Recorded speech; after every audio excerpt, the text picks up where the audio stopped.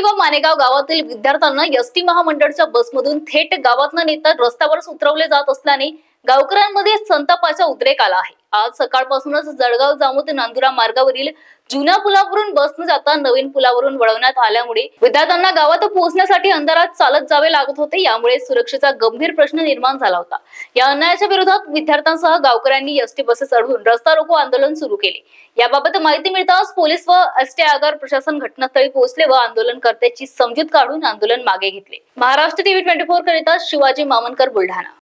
आज येरळी या ठिकाणी ज्या बसेस वरतून जातात येरळी पुलाव नवीन पुलावरून जे विद्यार्थ्यांची गैरसोय होते। विद्यार्थी रात्री 8 वाजता इथून 1.5 किलोमीटर फाटा आहे, इथून विद्यार्थ्यांना पूर्ण जंगलातून जावं लागते। मुली जातात।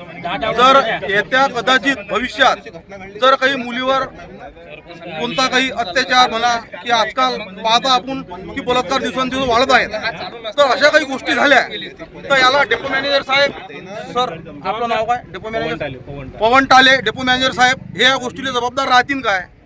आणि जे यांच्या कर्मचाऱ्यांची वर्तणूक आहे, प्रवाशांची, लहान लहान मुलांची, बसांत बसा, इथं थांबू नका, इथं थांबत नाही, घरी जा, विद्यार्थी शाळेत जात नाही टाईमवर, इथून जे 1.5 किलोमीटर चालत जावं लागतं जंगलानं। तर येता कदाचित कोण्या मुलीला काही झालं अनर्थ तर याला जबाबदार कोण राहील?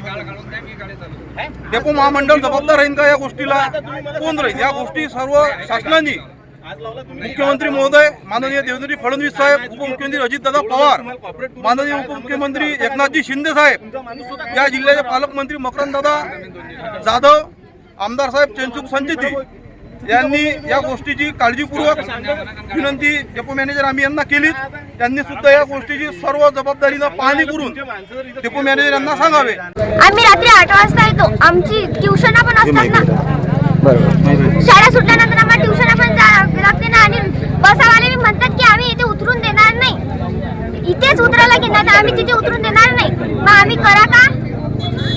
सकाळपासून मी 9 वाजतापासून येला, 4 बसा खाली गेल्या, एकही बस थांबली नाही। जळगाव जामोद ते नांदुरा या येरळीचा पूल लागतो। तर येरळीच्या पुलावर हा जुना पूल आहे आणि यावर मध्यंतरी पाऊस पडल्यानंतर गाळ साचला होता। त्या गाळामुळे महामंडळाच्या प्रत्येक बस जाऊ शकत नव्हती, म्हणून आपण पर्यायी मार्ग जो वरतून जो नवीन पूल बनलेला आहे तिथनं मार्ग वळवला होता।